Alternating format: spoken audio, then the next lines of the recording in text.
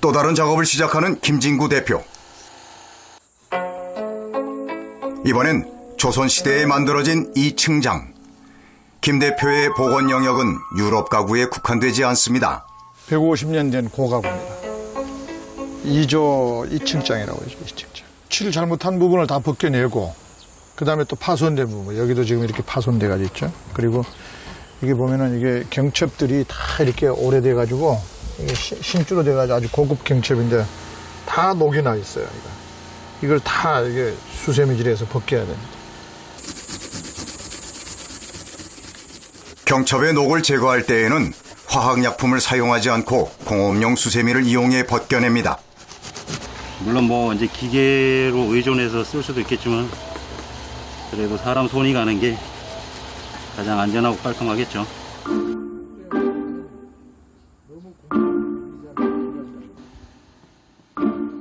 복원해야 할 문짝의 상태를 한번 살펴볼까요? 문고리 하나는 분실되고 나무가 뒤틀리고 갈라져 있군요. 이게 누르면은 움직이잖아요, 나무가. 시간의 흔적은 그대로 살리되 기능을 제대로 할 수 있게 만드는 것이 복원 작업의 핵심. 원래의 고가구가 만들어질 때 그 색상, 그 다음에 이제 고가구는 대부분이 목재가 노출됩니다. 그 목재 나뭇결이 자연 나뭇결을 그대로 살려줘야 되는 거. 그 다음에 칠을 내구성 있는 칠을 해줘야 된다는 거. 색상도 그렇고 형태도 그렇고. 이어서 뭔가를 바릅니다.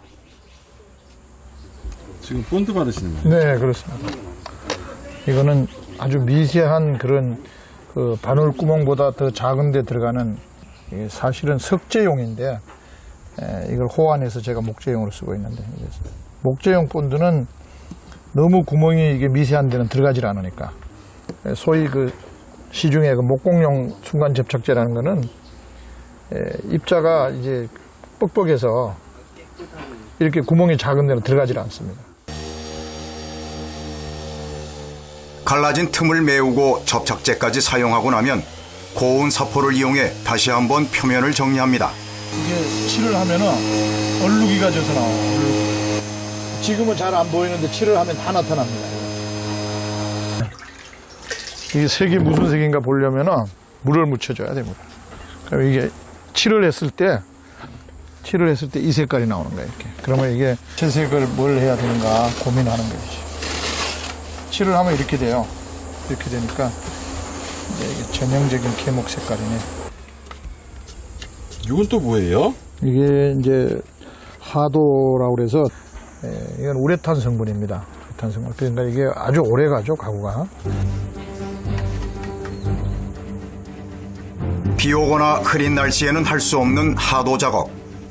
습기가 많은 날에 하면 칠한 표면이 뿌옇게 변색되기 때문입니다. 초벌 작업을 할 때엔 붓을 이용해 작업용 용액을 두텁게 바르는데요.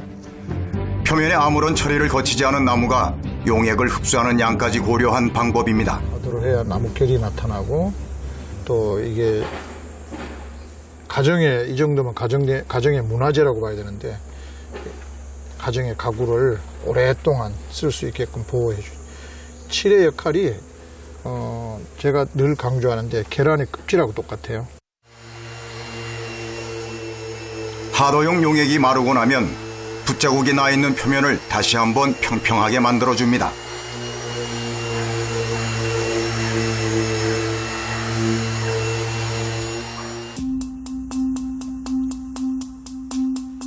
다음 작업엔 또 다른 도구가 사용되는데요. 가구의 특징마다 작업 과정마다 달라지는 도구들. 이번엔 순면 솜과 천이 나설 차례입니다. 면은 가구 표면에 흠집을 내지 않아 마무리 과정에 자주 쓰이는데요. 보자기 안에 솜을 넣고 잘 고정될 수 있도록 감싸줘서 사용합니다.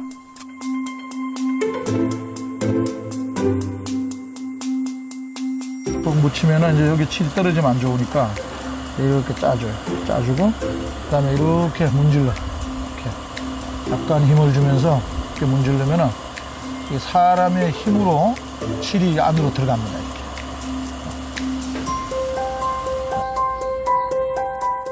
나뭇결 사이를 메워 표면을 매끈하게 하고 나무가 갈라지거나 변형되는 것을 막아주는 작업. 이제 마무리 단장을 할 차례입니다.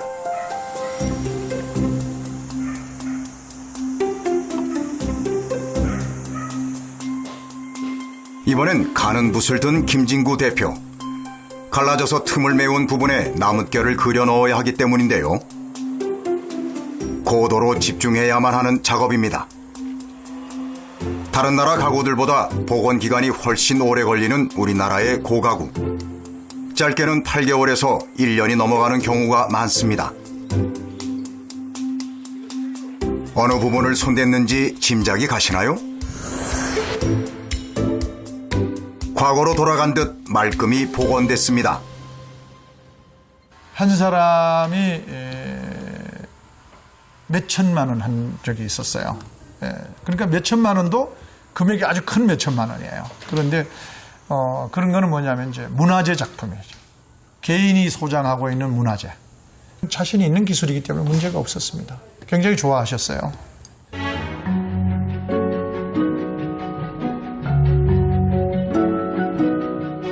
이번엔 천 소파의 변신이 기다리고 있습니다. 쿠션은 좀 하드, 한 50%는 쳐가지고 하드하게 좀 해주면 좋겠네요. 사실은 이게 세계적인 명품이니까 조심스럽게 해야 됩니다. 이게 밴드도 잘 돼 있네. 보충 좀 해줘야 되나? 이태리에서는 패블릭에서는 제일 비싼 거예요. 그러니까 좀 이 주인들이 각별히 사랑하는 거니까 좀 신경 많이 써야 될 것 같아요.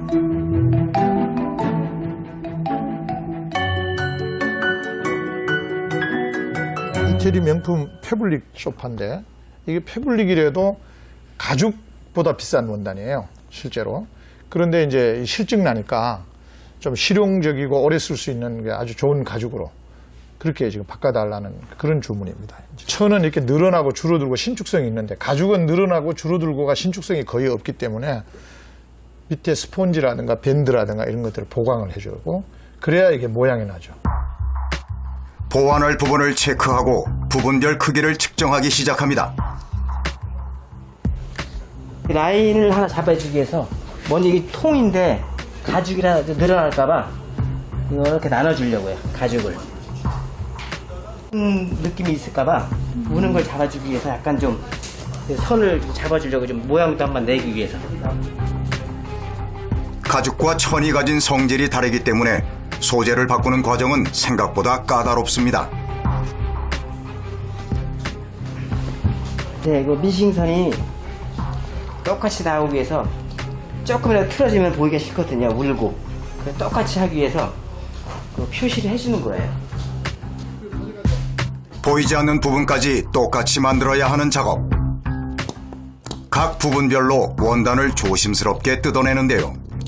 외형은 그대로 유지한 채 소재만 교체해야 하기 때문에 소파를 이루고 있는 작은 조각 하나도 허투루 다루지 않습니다.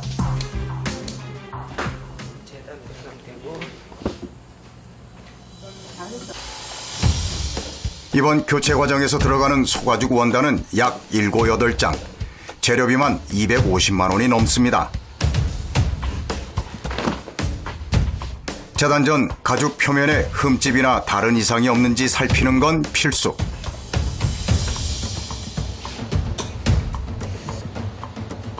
가죽 위에 뜯어낸 원단을 올려서 똑같은 크기로 자르면 되는데요. 볼륨감이 있고 부드러운 배 부분의 가죽은 바닥 쿠션용으로 사용하기로 했습니다. 고가의 가죽인 만큼 손실률을 줄이기 위해선 본을 놓는 위치 선정과 재단사의 정확한 손놀림이 필요합니다. 잘 잘라진 가죽은 재봉사에게로 전달. 40년이 넘는 세월 동안 재봉사로 일해온 박정현 씨. 그 솜씨를 발휘할 순간이 왔습니다. 베테랑인 만큼 가죽을 다루는 노하우도 다양한데요. 두꺼워가지고 이렇게 두드리는 거예요. 꼭 두드려줘야 돼요?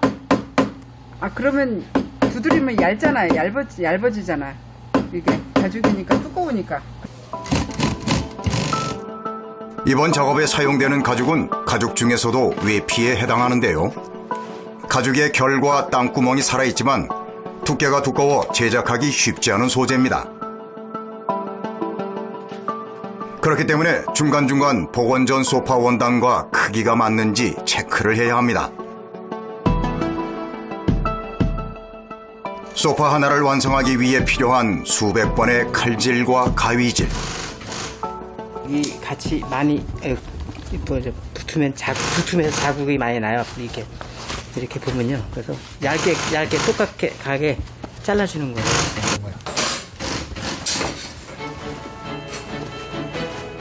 소파를 해체해서 다시 본을 뜨고 재단해서 재봉질까지. 커버 하나를 완성하는 데 걸리는 시간은 보통 너댓 시간. 전체 커버를 만드는 데엔 사나흘이 소요됩니다. 소재를 보강한 스펀지 위에 쿠션 커버를 씌우면 대략적인 작업이 마무리되는데요. 이때에도 재봉선이 제대로 된 위치에 오는지 꼼꼼히 살펴야 합니다.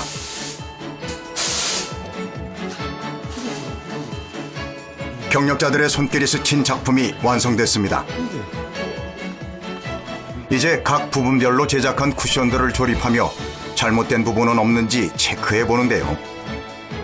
등과 바닥 쿠션 속은 새로운 충전재가 보강이 되었고 프레임을 제외한 부분도 모두 소가죽으로 교체됐습니다. 이렇게 두 개 떠보잖아요. 20년을 넘게 사용했던 소파가 완전히 다른 모습으로 새롭게 태어났습니다.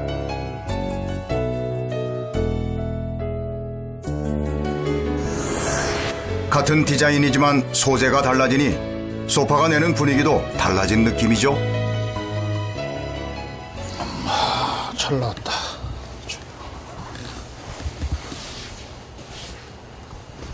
원래 디자인이 모던형인데 사실 클래식 가죽을 써가지고 사실 굉장히 우려했어요.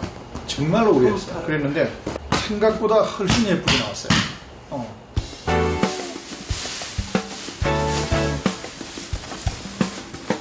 신경을 써서 제품을 갖다가 작업을 했기 때문에 손상이 안 되게끔 그걸 제일 많이 신경을 씁니다.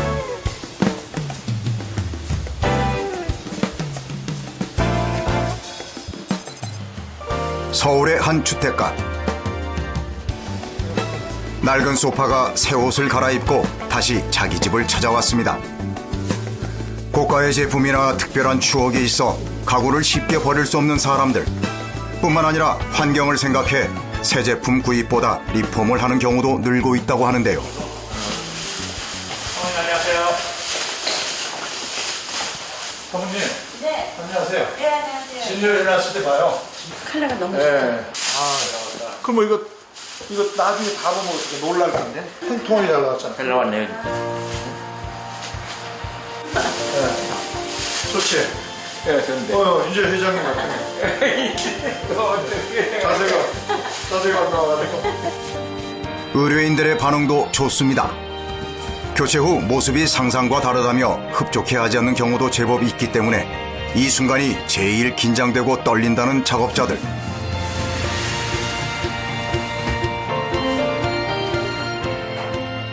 기존의 가구들과 얼마나 조화가 이루어지는지 한번 볼까요? 모던한 천재질의 소파에 비해 중후하고 안정된 느낌이 더해졌습니다.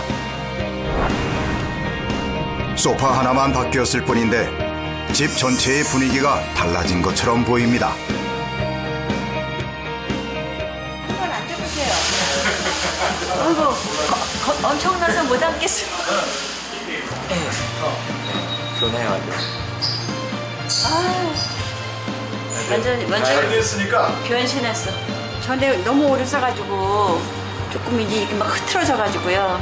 그리고 이게 저 천이 돼가지고 이제 가죽으로 바뀌었죠. 이제 상당히 이렇게 좀 다르니까 참 모양이 참 보기 싫고 이랬는데 만들어 놓으니까 폼이 천은 좋네요.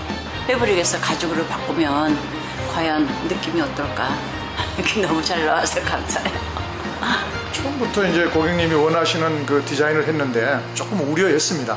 그런데 이제 굉장히 참 만족해 하시고 집하고 잘 어울리니까 저희로서는 가장 만족스럽고 기쁩니다. 누군가의 추억과 역사가 담긴 가구. 예스러움의 멋을 한껏 뽐내는 앤틱 가구가 인기를 끌기 시작한 지 한참인데요. 수없이 유행이 바뀌는 중에도 한결같은 매력으로 우리 곁을 지킨 만큼 앞으로도 익숙함의 미학을 보여주길 기대합니다. 가구는 어느 집이나 다 역사가 있습니다. 어떻게 보면 가정에는 문화재예요. 그 문화재를 복원해서 갔을 때 저 역시 덩달아서 즐겁고 행복한 거죠.